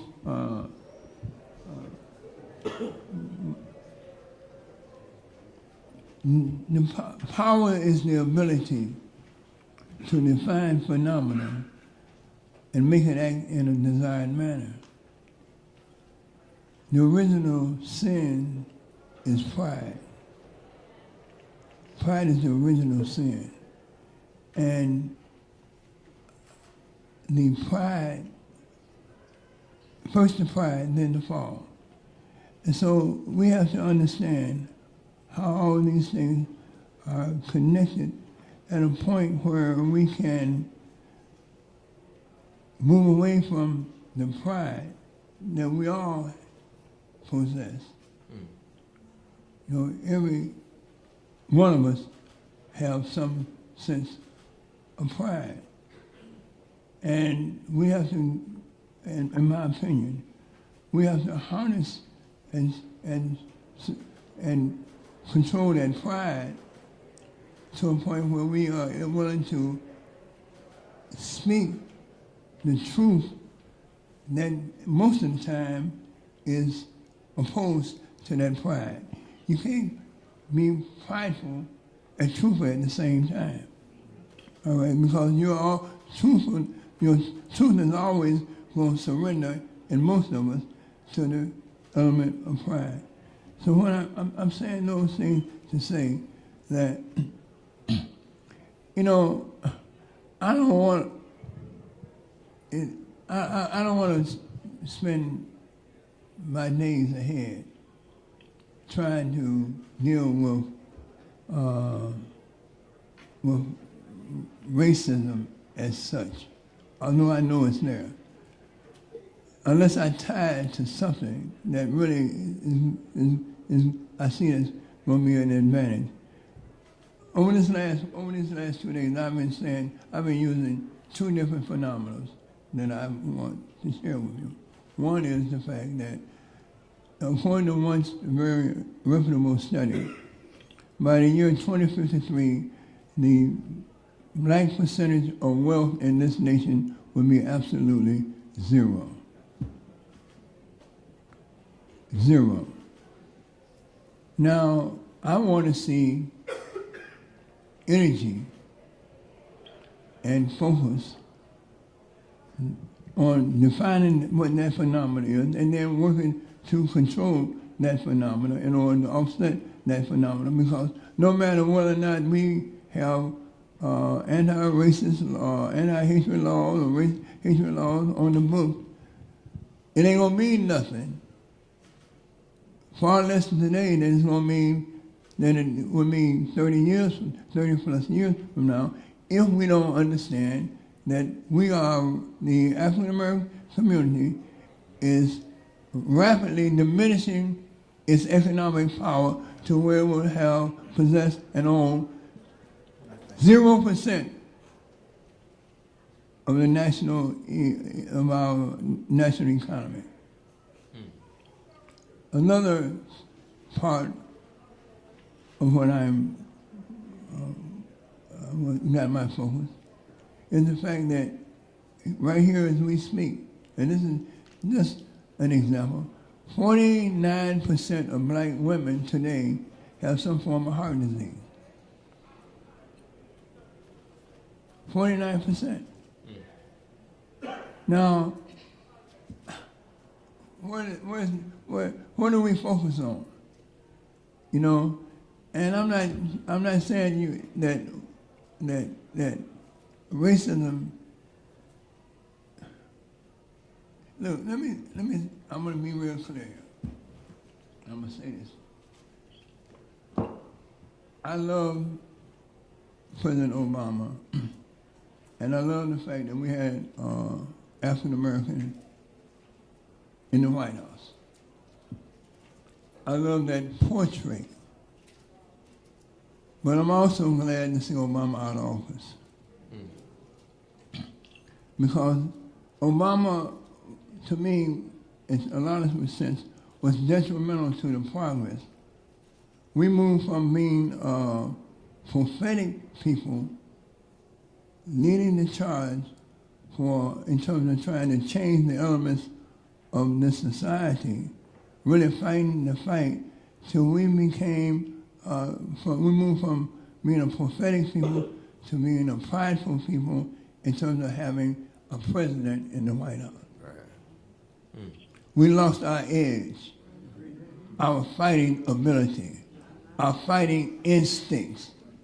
Y'all know what I'm saying. We all lived that 8 years. Yes, sir. And then at the end of the 8 years, we are, in some respects, worse off than we were prior to 8 years.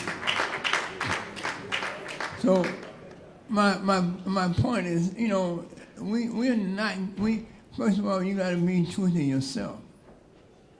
And then you know, and I think that we're under some illusions now. And I don't want to spend the rest of my life, I've been on the forefront for a long time. These last few years I don't want to spend those years living a lie. That's right. That's right. All right? And not really having the courage and the commitment to go head first into the truth. That's right. You know, and the truth of the matter is that, you know, we've allowed others to define our terminology, our progress, even our identity. And they're using that to keep us further divided and to keep us, you know, Malcolm used to say that we are, that we'll have, we'll,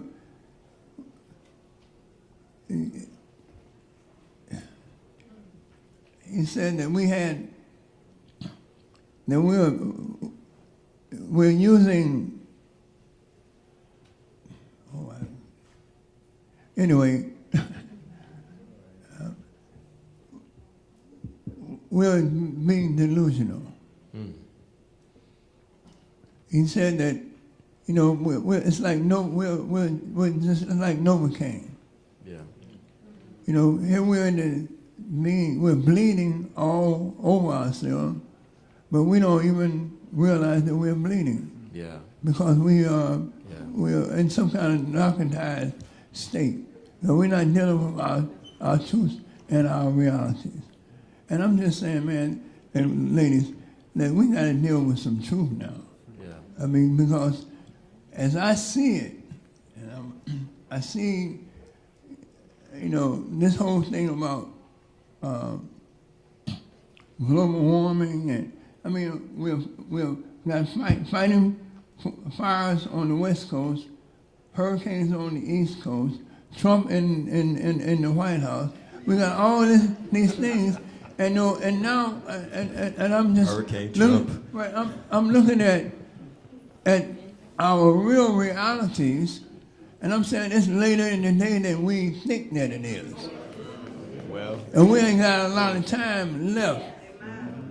All right. The earth is messy. And between that kid over in North Korea and that kid on Pennsylvania Avenue, we got some real problems on our hands. All right. And so I don't want to operate from some kind of narcotized state. I don't want to be delusional. I want to define my phenomenon and closely resemble my truth.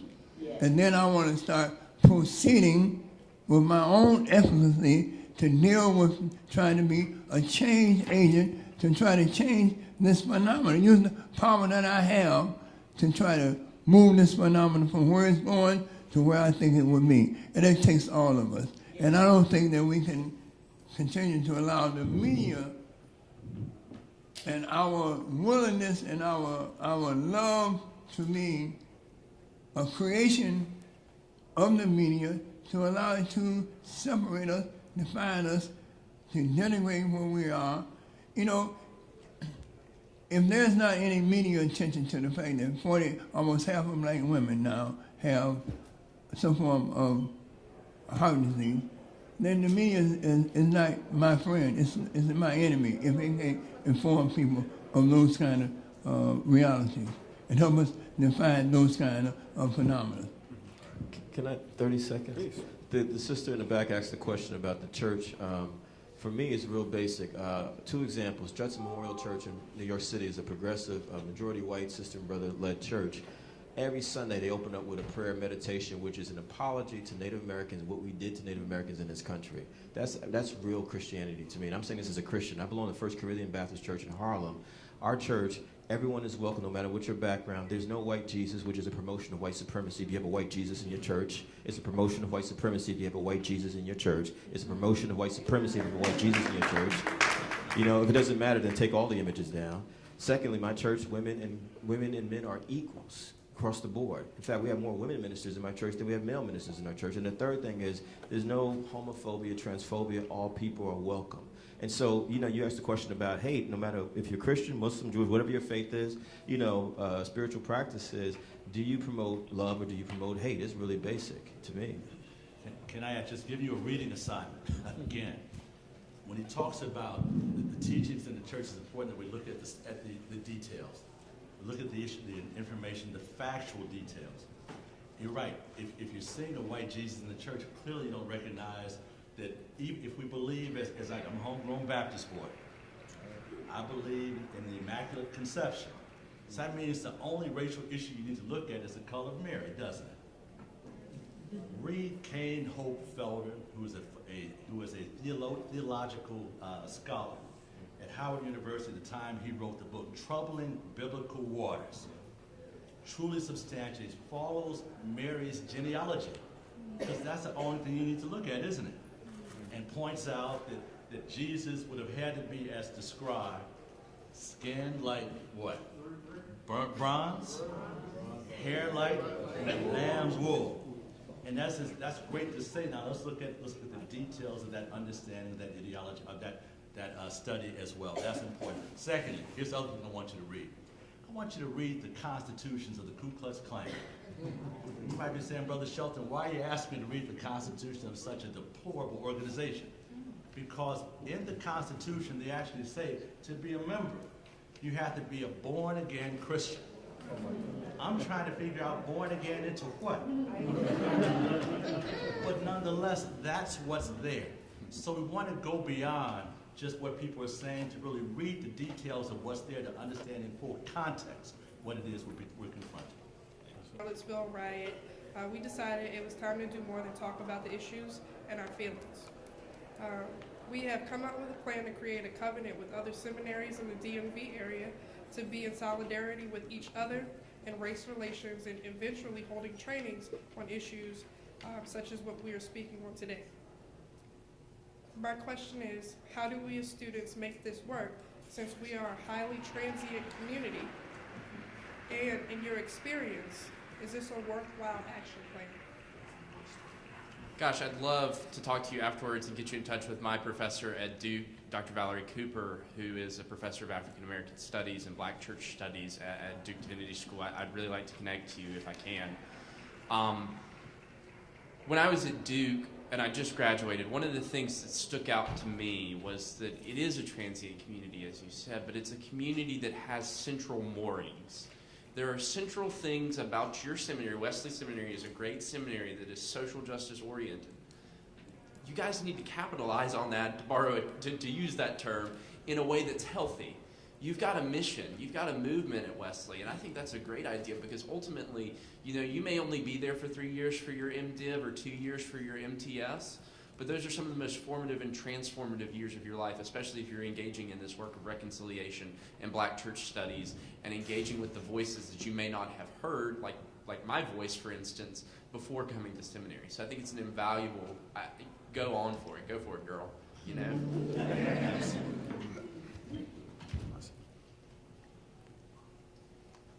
Hey everyone, my name is Rua. I am from Georgia, grew up in Forsyth County, and growing up there I noticed that it was pretty easy the conversations were hard, but it was pretty easy to know where someone's coming from because the lines were pretty clear. You came from this family, I know what you're thinking, I have an idea of where you're coming from, the dialogue could come from there.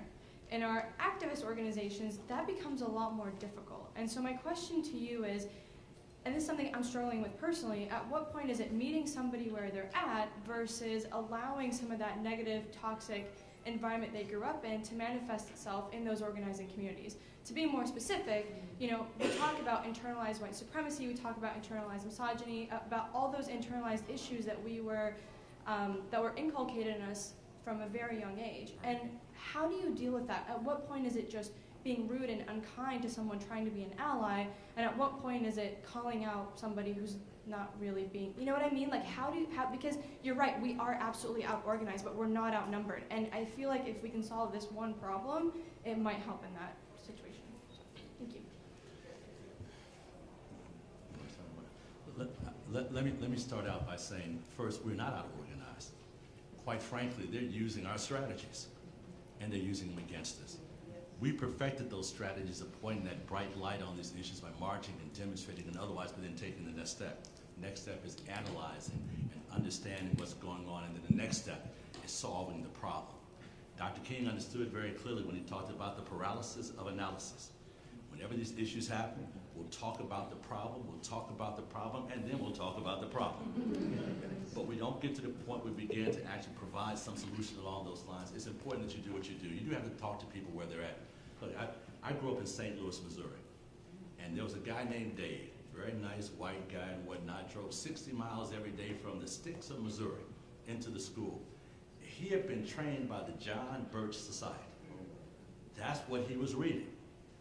We had a conversation once when I ran for student government president. It's a 75% white school. He came over with a number of his guys with demonstration signs comparing me to Fidel Castro. He talked about those issues, but I always recognized and identified. When I got elected, I told him to do that. I have office hours now. You and I are both Christians. Like I said, I grew up in the Baptist church. He considers himself a Christian as well. Let's talk along those lines. You bring your information, and I'll bring mine. We found out in those conversations that we broke through a lot of those stereotypes by taking the time to have those conversations. I believe in that. Those who I believe transition, who see the light and come from that misunderstanding to understanding of some of the most powerful advocates that we have. We want to make sure we give them every opportunity to do that, to move them towards addressing these issues and getting past that veil of racial discrimination and prejudice that ends up leading to racism. Let me just give you a quick definition, because I believe in defining terms. The best definition I've ever heard of racism is racial prejudice plus power. When we identify and address that issue of power is when we begin to really make those differences. And that's why we fight every day in arguably one of the most powerful institutions on the face of the earth, the U.S. Congress. We've got to be prepared to have those fights there. That's why it's so important that you're here now. And that's why we celebrate these brothers and sisters we call the Congressional Black Caucus, along with many of our other friends that actually support an agenda to help move our nation forward in the way that our Constitution promises that we'll go. We have to live up to those promises. I just want to say simply, I hear you. I think I hear your question, and I believe, I'm a firm believer that you can't be a shepherd unless you smell like sheep. All right? What I'm saying to you is that don't think that if you are in a position where you have to deal with racists, just as long as you understand who you are and you are having some barriers in terms of your own psyche, let something penetrate you. But we cannot afford you, because you're here, we can't afford you not to be there. Because there is really where the main problem is. So, my sister, you just want to get some courage and understand the fact that you may be in a situation where you're going to be maybe a party of one, but you need to be there, because if you aren't there, then who's going to be there doing the work that only you are called to do? And that's what we need. We need more people who are willing to live on the edge. And this gospel, I think whatever your faith is, you got to live out your faith. So the people, you just can't tell folks about your faith. They got to see your faith. All right, and your faith, your faith and your sense of faith, that's going to overcome so many obstacles. But you just can't go to a place where everybody believes the same way you believe and think you're going to be an agent of change. They don't need you there. All right? They need you where you are uncomfortable and where your faith really, really matters. Rua, I'm thankful for your presence and friendship in my life. I think for me it's an issue of discernment, especially with white allies and with white people. You've got to learn who's willing to be transformed and who, as Jesus would have said, you got to wash the dust off your sandals with. There's some people that are never going to come along with us. That's right. This movement, and we've got to acknowledge that for what that is, because that is a truth. There are people that will not join this movement towards liberation and towards the plan that God has for us. But that being said, there are people like me who had a Confederate flag in my room until I went into high school, who can witness a change that Robert E. Lee's nephew can say there is a different way of doing things. That's worth living for and worth organizing for and worth fighting for. Yeah. Wow. I think it has to be intentional. Our organization, BK Nation in New York, our event on Wednesday, there were white sisters and brothers. There were black sisters and brothers, Latino, Latins, Middle Eastern folks, Muslims, Jews, folks who are agnostic, atheistic. We intentionally invite different communities to the table every month to have, I don't know if it's Brother Robert or someone said it, these difficult conversations, these necessary conversations. We understand that we have to be teachers, but we also have to be students for our entire lives. It has to be done with love. You know, not everyone's in the same place. When Brother Robert, I appreciate your honesty. I mean, let's be honest about it. If you read my memoir, I talk about my issues around gender violence as a man. I wasn't always talking about fighting patriarchy and sexism. I had to be re-educated, reprogrammed, and realize that I was grossly miseducated, you know, a good chunk of my life. And we have to be prepared. If we're serious about helping our communities, we got to be prepared to help people, not just meeting them where they are, but what do you need to read? What do you need to study? What do you need to watch? What do you need to do? If you go to bknation.org, our website, there's something called How to Combat Racism. It's a list of resources on there, because you realize, you know what, everybody's is not well-versed in American history. Not everyone is well-versed in who they are, and some of us do need the basics of a one-on-one, you know, the very elementary stuff. And there's no judgment of that, because all of us have been there. Unless you grew up in a family or families that have histories of social justice work, most of us just came to it at a certain point, and we can't forget that. The intentionality also, you know, means that my wife, she has a play called She, a choral play. It is directly about violence against women and girls in this country and on this planet. And every night when they put the show on in May, they intentionally invited people there, and not just women. They made sure that men were there, teenage boys as well as grown men, because guess what? If racism disappeared tomorrow, if white supremacy disappeared tomorrow, we still would be oppressing women and girls on this planet, as women know better than I do. And we have to have those kind of uncomfortable conversations, even if people, because what it really is, and Brother Robert, tell me if I'm wrong, you know, when you become woke, as some of us have, it's like an internal earthquake that goes through you. It's like a hurricane that goes through you, because you've been conditioned to think a certain kind of way, and all of a sudden you're being challenged on your basic value system. I'm sure there's been stuff that's been said here today that's people are like, whoa, you know what I mean? But we don't change unless we change the conversation. That's really the bottom line. And if you're serious about helping your communities, I think the most important thing we can do, as one of my fraternity brothers says, you know, you have to be prepared. We got to read, we have to study, we got to travel for the rest of our lives. This is not a game. We got to actually be equipped to articulate these things to people. Even if we know all these deep statistics and all these different theories, and, you know, we study Marxism, we study capitalism, all these different things, you have to, as Malcolm X said, be able to make it plain to a wide range of people. That's our responsibility as agents of change.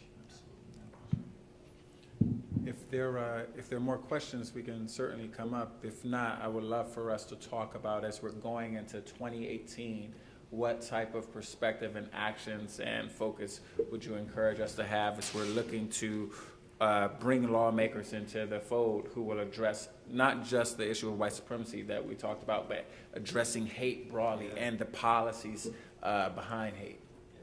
So if anyone has questions, we can table my question, but if not, we can just go ahead and hit that. Please.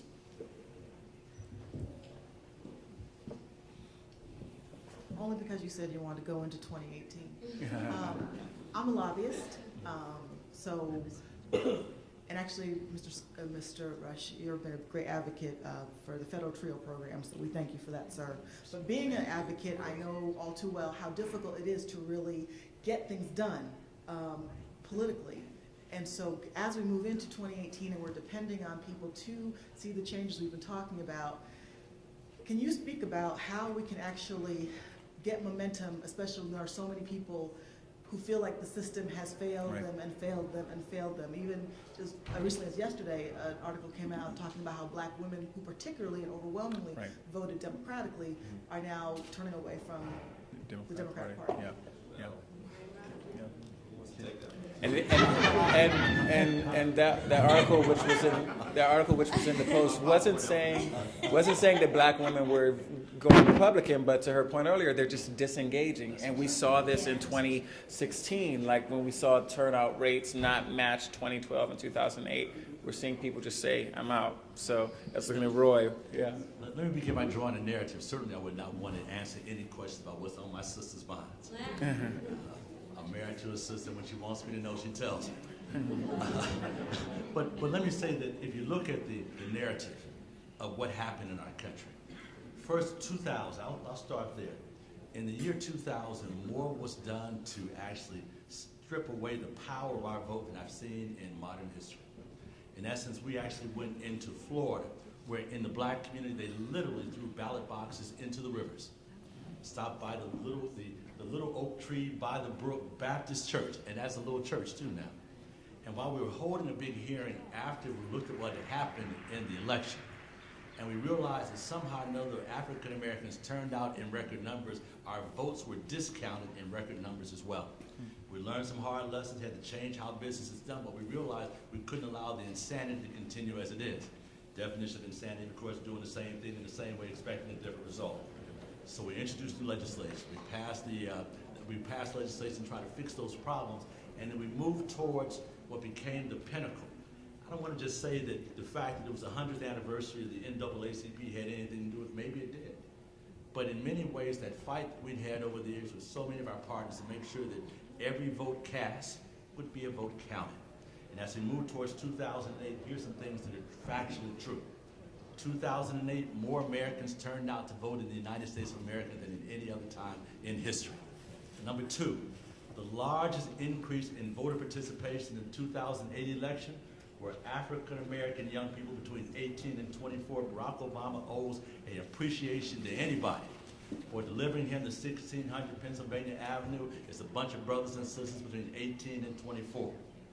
But in that, we start seeing a reversal in the protections we put in place to make sure the votes you cast would be counted. What we saw is a case that came before the Supreme Court that stripped away one of the most important protections we have in voter protection, and that is Section 5 of the Voting Rights Act, the pre-clearance section. This simply says that states and jurisdictions that have a history of discriminating in the voting process, before you can make a change to the time, place, or manner in which your voting process happens in your jurisdiction, you must have it approved by the Justice Department's Voting Rights Section or a panel of 3 jurists made up of the D.C. Circuit Court of Appeals. For those of you who may not have noticed, what happened is one of the first things Barack Obama did when he came in was appointed 3 new members to the D.C. Circuit Court of Appeals that happened to be the most incredible supporters of voting rights I'd ever seen. So we tried to fix that problem moving forward, knowing how the game was being played. As we moved ahead, the only thing that we missed out on, we keep forgetting midterm elections count too. We like to say at the NAACP, in 2008, the President of the United States, the Majority Leader of the United States Senate, and the Speaker of the House of Representatives were all lifetime members of the NAACP. And with that, they delivered the first African-American Attorney General to try to protect those votes as well. They delivered the first sister, the first Latina to serve on the U.S. Supreme Court, that when she, in her hearing, she said to the full world, look, you're asking me the question of who do I most respect and most want to be like when I get on Supreme Court? Well, that's easy. It's Thurgood Marshall. She moved in to serve in that capacity as well. As we tried to set things up, then we forgot that after the general election in 2008 comes the midterm election in 10. In 10, we didn't show up. And as such, now, the same people that deliver more African Americans to chair committees in the U.S. House of Representatives was now not in office. She's been moved down. And in essence, we had no protection in the U.S. House. And in the first year they were in place, they passed 19 different referendums to repeal the Affordable Care Act that added 70% of our children to the health care rolls, by the way. We moved then to the general elections, came out in bigger numbers. And then we were able to preserve kind of what we had for a minute. But then we went to the midterm election in 2010 to the midterm election in 2012. And the NAACP member that served as the majority leader of the Senate was no longer there. And the same measures started getting passed in the Senate. They started adding people to the Supreme Court and other courts that actually oppose our position. Let me tell you why that's important. It gets a little boring, doesn't it? Now you want to talk about who's sitting on the courts. What difference does that make? We can pass every law to provide protections we want to in the U.S. House and Senate, and even have it signed as the law by the president. But when it's challenged in the court, when that justice, that judge, looks at it, he can decide that, well, you thought it was red, but it's not. That's really blue. When you thought very well the protection was supposed to be extended to people, the women, in essence, it does not. I'm on the Supreme Court, and I'll tell you, we decided, even before this last Supreme Court justice was added to the court, we were better off with a 4-4 split. Better than putting another cultural, right-wing judge on the Supreme Court, now giving that 5-4 advantage. Brothers and sisters, it's a big game. It looks like we want to just play the game with somebody excited and saying what they're saying. But quite frankly, that's why a whole bunch of disappointed people actually voted for Donald Trump in the last election. I said a whole lot of disappointed people because they did not get what he promised to give them. We've got to make sure we play every step of this game along, recognizing where the real power is, and don't forget the states. We can have fun here in Washington, moving things along and protecting our rights as we will. But one of the biggest dangers to civil rights protection and human rights protections in the United States is an old term called states' rights. States' rights are when states like Mississippi decided that even though the Supreme Court said that we've got to make those changes, they put into place something called the Sovereignty Commission to protect Mississippi tradition. In other words, to fight back in an organized manner at the state level using state resources, every measure that would have given us the opportunity to fully participate. So let me just say, I'm so glad you're here because the game is on. It's on, and we cannot afford to allow what's been happening in the way we've seen it. That would be the clinical definition of insanity, wouldn't it? So we want to have what we call a midterm surprise. A midterm surprise is when we turn out more of those who seek justice and support the real commitments of the Constitution of the United States to make sure that all of us are protected and have every opportunity under law that we're guaranteed under that Constitution. So we want to turn out more folks than ever before in this midterm election. We can begin to slow down the hemorrhages and the losses that we're now seeing this president roll back every step of the way. One of the things I didn't say, I just want to make this clear. I'm going to stop for then. When President Obama found himself in the position that he did not have a friendly House or Senate leadership, he started signing executive orders to try to continue the movement of protection forward. And he did a wonderful job doing it. Here's the problem with executive orders. Executive orders come and go with whoever goes into the White House. And every single one of those executive orders, I want you to envision for a minute those pictures you kept seeing at the beginning of President Trump's administration. You kept seeing him sitting at his desk signing things, didn't you? And then he'd turn around and show it like this, but you couldn't read the fine print on the document he held up. But every single document he held up was a reversal or a rollback of those positions that Barack Obama signed into law when we didn't have the leadership in the House and Senate to continue moving those issues forward. Can I get an amen to that? I mean, I would just add that as an African-American woman, I think it's it's true that we have traditionally supported democratic politics and policy agenda. But what we've seen is that, unfortunately and quite frankly, just to be somewhat controversial, is that they haven't always supported us. And that the issues that we most care about haven't always been at the forefront of their policy agenda, right? Some people are too concerned with trying to figure out how we get back rural America. Get back, were they ever with you? I mean, let's be clear. I mean, I'm not sure that they were. And why do we keep allowing them to turn a blind eye to those who were with you? So it stands to reason that people are saying enough is enough. And they're saying, look, I'm going to walk away. But I don't want them to walk too far away, right? Because I think Hillary is right. In April of 2018, when those midterm elections come around, that is an opportunity for this to be a tipping point. As Charlottesville has been a tipping point, let's make that a tipping point to keep the movement for justice moving upward, right?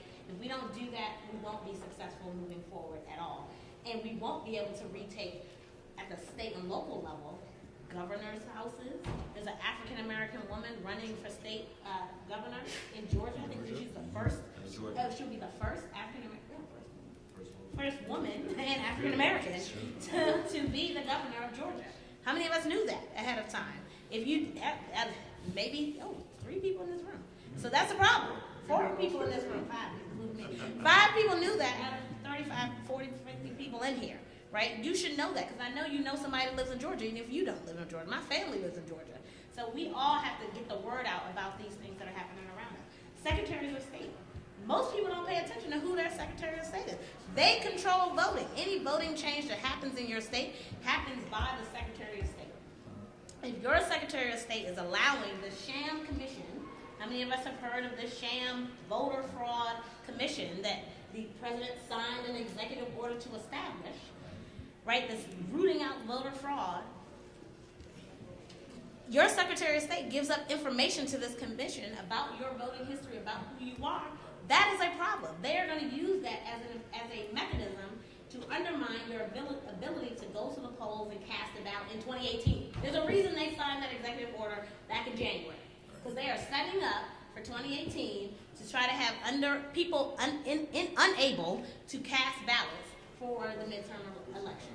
These things are not by happenstance, right? There's a strategic plan for this to be in place, and you need to be awake and aware of that. DA's races. Pay attention to who your DA is.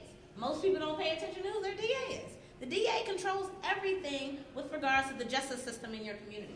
So if you are concerned with African Americans being overrepresented in jails and prisons in your state, in your community, pay attention to who the prosecutor is that is charging African Americans disparately, right? And get them out. There have been 18 DA's races recently, and 15 of those DA's races, progressive DAs, were put into place, many of them African American. These are important things for us to pay attention to, and ballot initiatives is the last thing that I'll say. For 2018, there are a number of ballot initiatives that are working to undo some of the harms that have consistently been done. And I'll mention one that's really important in Florida. How many of us know that people who are formerly incarcerated are denied the right to vote in many states? Great. I'm glad that a lot more of us know this, right? In Florida, I think it's almost, 2 million people, or more than 2 million people, and many of them African American, are denied the right to vote in Florida. They have a ballot initiative going on right now that will come up in 2018 that will restore the right to vote for formerly incarcerated people in Florida. And they need help. They need dollars to get boots on the ground, to get names on those petitions. They need support for people to volunteer to go around and get names on those petitions. And you can do that. You can do that from sitting in Jamaica, Queens. You can do it sitting in Georgia. You can do it sitting in Washington, D.C. You can be a part of it even if you aren't locally there to help out. So I just want that is what we should be looking forward to in 2018 and for the rest of the time that we are here and working on these issues. Just to punctuate one of the points, I don't want you to miss this. That so-called Voter Integrity Commission is put together by the White House, is co-chaired by Pence and Chris Kobach. I want you to know who Chris Kobach is. Chris Kobach has written more disenfranchising sample legislation that handed over to ALC. ALC is the American Legislative Exchange Council. 25% of all state legislators throughout the United States are members of ALC. Kobach wrote the legislation to disenfranchise that those legislators introduced in those state legislatures that have worked to actually take us off the rolls in a very quick way so our voices are not heard. The game is being played, y'all. Our eyes must be open. Our last question is going to be from Roy Tatum, and then we're going to have our panelists answer that and wrap things up. I only stood up because you brought up the 2016 election. And in saying that, as a national staffer for the Bernie Sanders campaign, and we talked about the division, the division existed in this very house, in the party, and still seems to exist for a number of reasons that mobilized a lot of young people that still feel that their voices are not heard. So I guess I'm just standing up to say I'm hoping that we do not repeat the same mistakes that were done last year. Because, and this is the key time to recalibrate, reorganize, retool, re-energize. And as Representative Rush said, I got to live in the truth here because I covered 25 states for Bernie personally before he went there. And I was talking to people with an Obama bumper sticker, with an Obama picture on the wall. And they said, why do you think I'm interested in voting? Look at how we live. We got a black man in the White House right now. Yeah. And look at this. Yeah. So why would I think that Hillary Clinton would care about our life? And so I'm just saying that that's what was said in the community. Yeah. And once everything was said and done, I told everybody that needed to know, and there was no adjustment in strategy. Yeah. So what I'm saying is we cannot afford to make the same mistakes that we made last year, and we gotta have some new voices out there. Yeah. We gotta have people that'll keep it real, that'll go into the communities that need to vote, that are not afraid to be in the hood, right? Whether it's Detroit or Cleveland or St. Louis or different parts of College Park in Georgia, And because don't get me wrong, let's be real. Some of the political folks, when I see who's making the decision, they scared. I'm like, you're not going in the black community or the Latino community. And so when the turnout is low, like we shocked at the turnout. How you shocked? You ain't investing money. Yeah. Yeah. Yeah. And I just want to say, the voters are not unintelligent. Those folks who are staying at home, they know exactly why they're staying at home. And they're not going to just continue to buy some scheme, no matter it comes from a friendly-looking face or an unfriendly-looking face. They're not going to buy into it. You got to come to voters with the real deal. I have been in Congress right now for 25 years, and most of the time it's been under a Republican administration. But a part of that time has been under Democrats. And really, some of my most vociferous fights has been against Democrats. So I really don't want you, I know where most of the Republicans come from. I know where most of the segregationists, the racists, come from. It's my liberals that I have a question about. All right, so I'm not really so sure where they are coming from. And I don't believe in liberal elites, and I don't believe in conservative elites.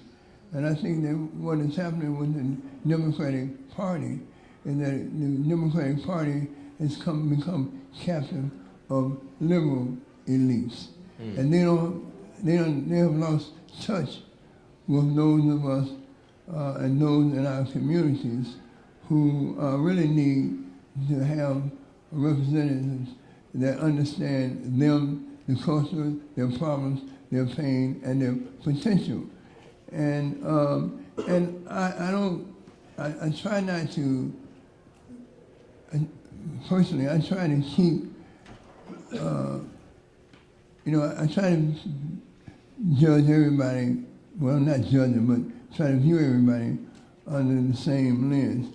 And I'm concerned really about some black election officials also. Because, again, we're not going to get liberated as a community, as a people, by no party, no apparatus of government. We're going to have to do it for ourselves. And I find that there are an increasing number of African Americans who are elected to office who don't have the same orientation and the same willingness to challenge white superiority, white racism, as some of us who have more of a movement background and a movement worldview. All right? And some of them are there to promote their careers. They are looking for their sense of their next position, be it inside the party or be it at the next elected position. And as a result of that, then they'll make certain compromises with the system and with individuals who can assist them moving to the next level of leadership. And so my point is that, once you elect people to represent you in whatever office, then you don't have the luxury of just relaxing. You got to keep them accountable to you and to your interests as whatever whatever position they're elected from. You got to stay on point, and just because they may look like you, they may, not look like you and come and clap in your churches and sing, don't get comfortable with that, because once they get in office, then you'll find out if you watch them closely, that they're not really making that much of a difference for you. And so I think that vigilance, along with voting, is the order of the day. You got to be vigilant. I don't care who they are. You got to hold them accountable and make sure they operate from your agenda and not just their agenda. And on that note, we really want to thank Congressman Rush for holding this event for us and for assembling this panel. And thank you all for coming out. I hope you enjoy the rest of your conference and take something with you forward. Thank you so much. I really appreciate it. Thank you for having me.